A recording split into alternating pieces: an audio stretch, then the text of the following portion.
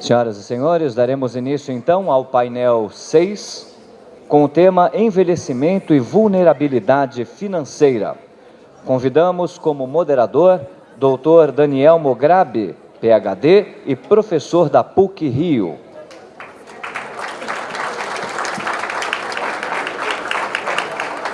Para compor a mesa, Dr. Gerson Lax, também PhD, pelo Instituto de Psiquiatria da UFRJ. Doutora Ana Beatriz Rawat Rodrigues, PhD, Instituto de Psiquiatria da UFRJ.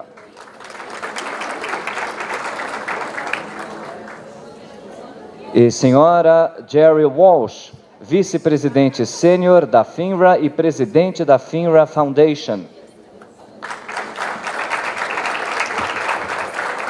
Passamos a palavra ao Dr. Mograbi, moderador deste painel. É um prazer tê-los aqui e é um prazer particular poder moderar esse painel, essa mesa redonda sobre vulnerabilidade financeira do idoso. A gente tem um programa com 3 palestrantes, então, sem mais delongas, eu vou passar a palavra para o primeiro deles, o professor Gerson Lax. Boa tarde. Em primeiro lugar, eu quero agradecer aqui o convite para estar nessa conferência e dizer que é uma honra imensa estar com esses colegas aqui na mesa. E eu não podia deixar de dizer que eu fiquei inteiramente encantado com a apresentação hoje, durante a manhã e essa da tarde também que nos precedeu. São momentos em que a gente pode dizer que está chovendo prata, não é, na vida da gente. A minha apresentação é sobre abuso e violência contra idosos. E o que eu pretendo mostrar aqui, que eu acho que já é conhecido de todo mundo, é que esse tipo de problema não é um problema econômico apenas, ele não é um problema apenas social, ele é um problema também e importantemente de saúde pública. No sentido mais amplo da palavra, né? Não é médico, senso estricto, é um problema de saúde pública e precisa ser lidado por todos os atores dessa forma, né? E eu vou tentar mostrar aqui algo que eu também já sei que é bastante conhecido em algumas partes do mundo, qual é o perfil do vulnerável e o perfil do perpetrador, mas não é conhecido no Brasil. Então, como é que a gente está tomando algumas medidas para que isso possa ser melhorado? Existem definições médicas, psicológicas e sociais para os tipos de violência contra o idoso, não é? Principalmente autores dos Estados Unidos, eles definiram bastante bem isso. O principal deles na questão que nos diz respeito em termos de saúde pública é a negligência contra o idoso, que adquire várias formas. A negligência não é apenas essa ausência ou insuficiência de prestação de serviços básicos ou atenção às necessidades de uma pessoa por quem se aceitou ou se tem o dever de cuidar, mas ele adquire várias outras formas mais, vamos dizer, disfarçadas de descuidados às pessoas idosas, não é?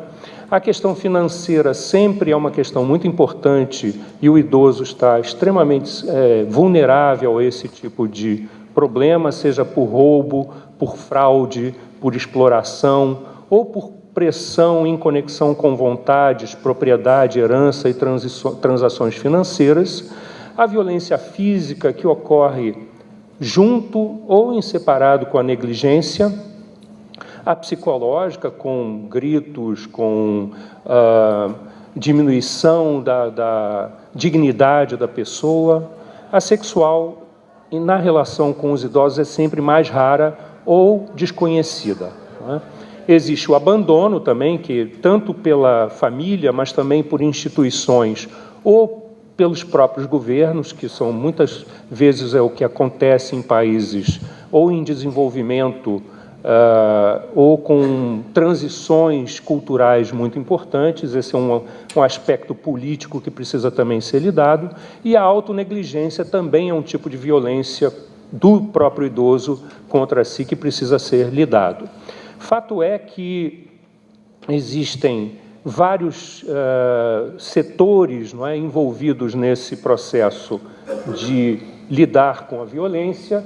Então, nós temos a violência auto-infligida, que pode vir desde aspectos médicos mesmo, como comportamento suicida, autoabuso, e violências interpessoais que ocorrem intrafamiliarmente ou com o parceiro, e a da própria comunidade, não é? E a coletiva, aquela que então é social, política e econômica, e todos esses tipos estão contemplados. É lógico que nós estamos setorizando aqui apenas para que se entenda que o processo é bastante complexo de ser visto, ele não é setorizado desse modo assim apenas. A prevalência de violência contra o idoso no mundo, ela é uma ponta do iceberg, o que a gente conhece, porque ninguém diz que está violentando, não é, ou que está praticando violência, e nem o próprio idoso, às vezes, reporta essa violência objetivamente. De modo que nós temos cifras que dependem muito da metodologia dos estudos. Diferentes países, a prevalência varia de 3% até 27%. Nos Estados Unidos e Canadá, onde essa metodologia é um pouco mais específica, ela consegue chegar a cifras mais conhecidas de 1% a 2%, mas isso, eu diria, certamente que é apenas a ponta do iceberg, como eu já falei. Na Índia, por exemplo, em que a gente acha que a Índia tem aspectos culturais de prezar mais o idoso, o Japão também tem aspectos importantes de prezar mais o idoso, mas na Índia, por exemplo, nós temos 11% em alguns estudos conhecidos. Na União Europeia, isso varia também de acordo por países. O leste europeu ele é conhecido pelos estudos como tendo maior prevalência dessas violências reportadas do que os países ocidentais. Eu não sei se isso é verdadeiro, mas o fato é que essas cifras são maiores nesses países, pelo conhecido. No Brasil, nós não temos esse conhecimento, como eu já falei. Existem algumas escalas simples de avaliação que denotam 3 fatores bem conhecidos e que podem ser denotativas de violência para que a gente identifique isso, seja nos hospitais, nos ambulatórios, ou mesmo em perguntas mais vagas, das quais a gente denote, então, esses problemas. Porque não adianta perguntar objetivamente, né? O senhor bate no seu pai, no seu avô, rouba o dinheiro para comprar um iPhone ou qualquer outro objeto, ninguém vai responder essa pergunta, não é? Mas existem vários fatores, então, indiretos que a gente pode, com poucas perguntas, como eu estou mostrando aqui, essa é uma validação de um estudo, de uma escala em português, que pode ser feita rapidamente. Revisões sistemáticas dos estudos mostram que 6% da população idosa, 1/4 dos adultos vulneráveis e 1/3 dos cuidadores familiares dizem que já foram envolvidos em episódios de violência. Nós não temos, como eu já falei, instrumentos validados, confiáveis ainda para isso no mundo todo. Isso é um problema a ser envolvido, e só estudos prospectivos, que são dificílimos de serem feitos, poderiam dar essa função. Uma revisão sistemática sobre os fatores de risco de violência contra idosos na comunidade mostram alguns aspectos. Então, pessoas idosas, as mais idosas, aquelas acima de 75 anos de idade, elas são mais vulneráveis e sofrem maior violência do que as pessoas abaixo de 75 anos de idade.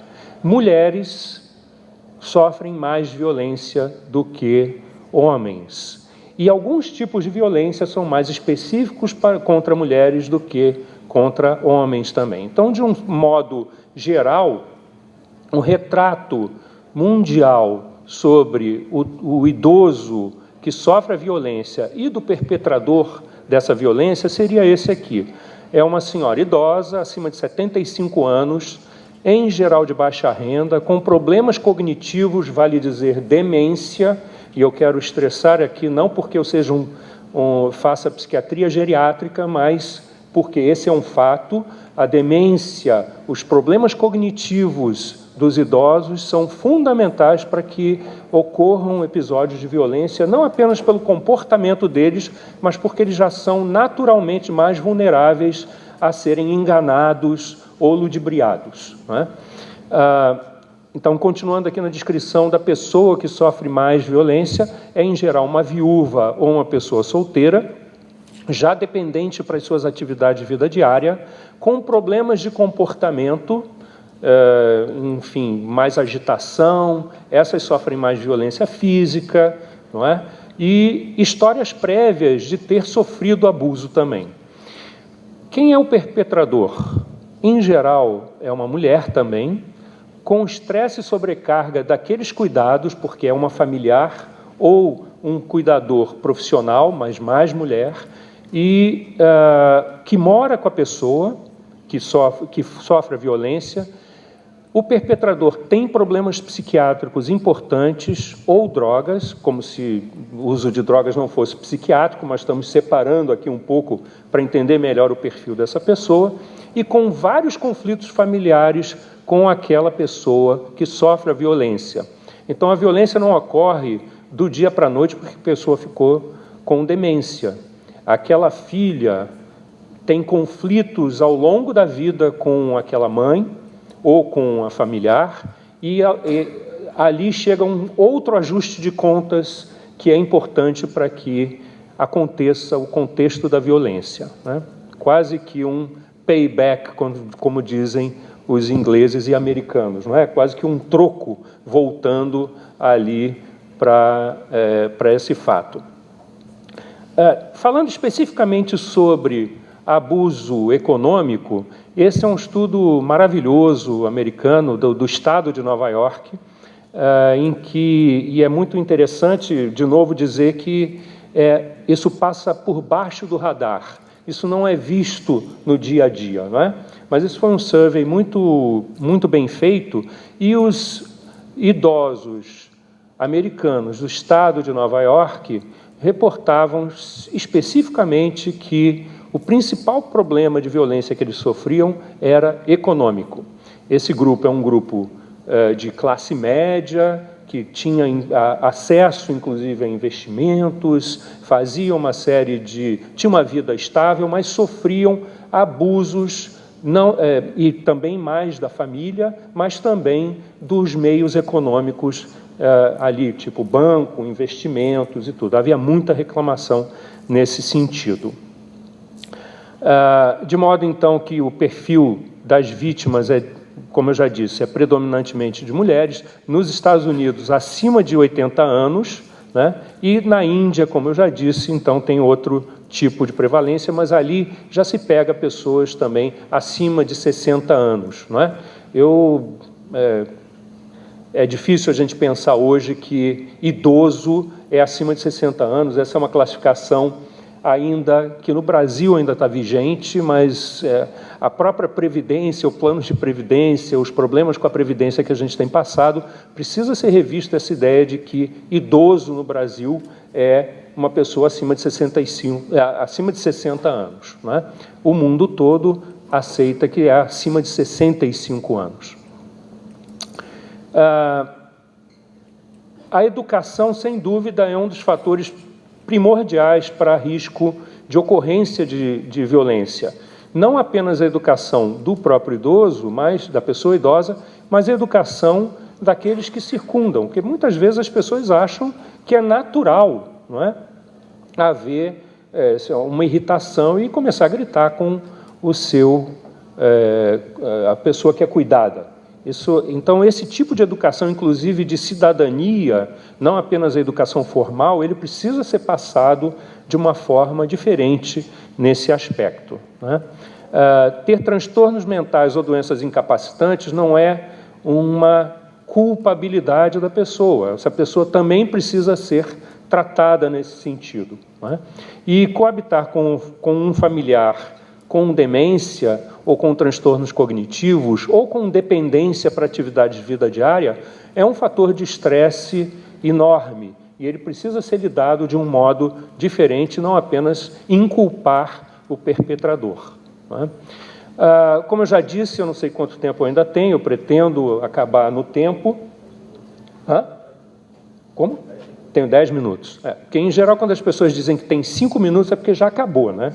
Ele está dizendo que tem 10 minutos, devo ter 10 minutos mesmo. Então, nós não temos nenhuma noção no Brasil de cifras e perfis de pessoas que são abusadas ou sofrem violência no nosso meio, não é? Em termos de serem idosos, especialmente. O Ministério Público para o Idoso é uma instituição no Brasil muito importante e tem feito um trabalho maravilhoso Brasil afora. No Rio de Janeiro, em especial, a gente tem um contato e uma parceria muito boa com eles e fazemos parte de um grupo uma força-tarefa, um grupo de trabalho da qual a CVM faz parte também, nós ali da UFRJ, o Ministério Público, a Defensoria Pública e a PUC, a Universidade Católica, aqui do Rio de Janeiro, a Pontifícia Universidade Católica. Temos um grupo, uma força-tarefa, justamente para a saúde financeira e bem-estar do idoso, no qual nós, então, instituímos um dos projetos, que era esse de equipar o Ministério Público com uma base de dados da qual ele tinha, mas não tinha nenhum conhecimento sobre o perfil dessas pessoas que os procuravam em geral. Então, nós fizemos algumas hipóteses. A primeira era que essas pessoas que procuravam o Ministério Público por conta de violência eram objetos de procedimento, eles tinham características comparáveis com o que ocorre em outros países, em geral, e principalmente em relação à negligência ser o principal problema de violência, e o perfil não seria diferente de outros lugares do mundo, até porque não haveria por que a gente pensar no Brasil que houvesse qualquer outra característica tão intergaláctica que nos fizesse diferente do resto do mundo, não é? Então, os objetivos eram investigar a frequência de procedimentos abertos no Ministério Público, no Estado do Rio de Janeiro, com o tema violência contra o idoso e ver esse perfil sociodemográfico dos idosos, bem como das pessoas que eram acusadas disso, portanto, as potenciais perpetradoras, né? E também averiguar que desfechos, que procedimentos nós tínhamos.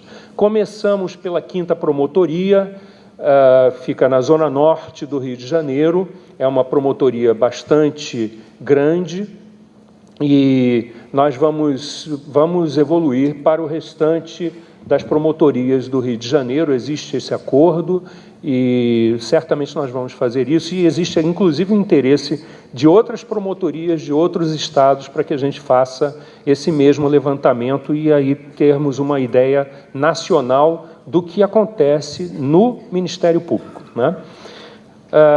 Esse é um estudo que começou em 2014, com a base de dados de 2014, e nós estamos agora atualizando já 2016. O método foi simplesmente procurar nas fichas que chegavam todos os dados sociodemográficos, e aí fomos só pegando a origem da denúncia, de onde vinha, qual era a denúncia principal. Eu vou mostrar aqui alguns dados, não vou falar da estatística, porque já está... Esse é um projeto que eu acho que é importante, é um projeto de colaboração universidade, CVM, Ministério Público, e nós temos isso aprovado no Comitê de Ética do Instituto de Psiquiatria, portanto, aprovado nacionalmente para que seja levado adiante, né? Durante 4 anos nós vamos fazer, e a dotação orçamentária é muito difícil de ser conseguida, estamos fazendo por esforço mesmo de várias pessoas que são praticamente voluntárias nesse aspecto.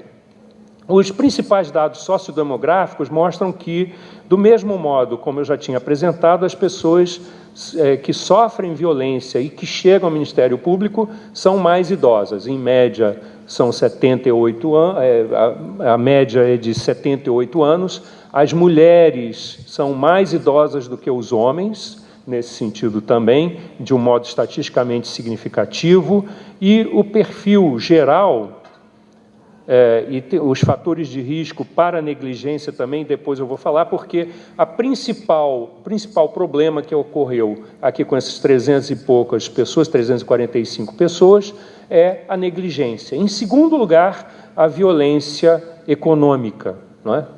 Financeira. Foi a segunda maior tipo.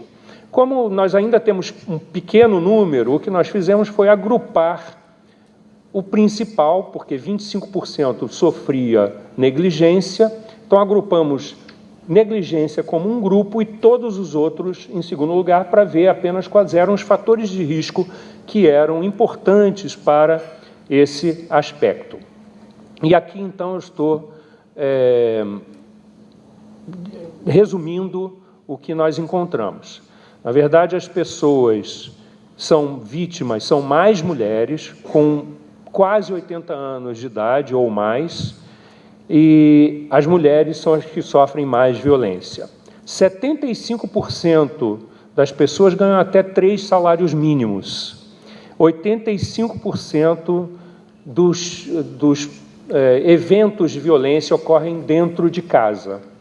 E esse é um aspecto também importantíssimo. Ocorre dentro de casa, a 7 chaves, e só o vizinho dizendo o que aconteceu, ou alguém, alguma boa alma dizendo o que aconteceu, é que acaba se sabendo por denúncia para o Ministério Público, né? A violência doméstica contra as mulheres é mais comum, então, entre 70 e 90 anos, enquanto a violência que ocorre na rua contra o idoso é na faixa de 60 a 69 anos. E na rua, o processo de violência ocorre mais em homens do que em mulheres. Maus tratos e violência são mais perpetradas também. Quem é o perpetrador? São mulheres, 82% são mulheres, 10% dos casos só fazem parte com mais um membro da família, né? Ser mulher e ter incapacidade, ou seja, ter demência, são os 2 únicos fatores que são mais associados a sofrer negligência. De modo que, com esses dados, que são iniciais, a gente pretende aumentá-los, nós podemos dizer que a gente já sabe quem são essas pessoas um pouco, e medidas protetivas, preventivas, educativas podem ser feitas proativamente pelo Ministério Público nesses locais, e não apenas esperar que chegue, não é? Porque esperar chegar para então tomar algumas medidas, já perdemos a guerra, não é? Porque o nível de violência e todos os problemas que acontecem depois aconteceram. Então, esse é o principal objetivo e ganho que a gente pretende ter com esse estudo no momento. Eu quero agradecer e acho que acabei no tempo.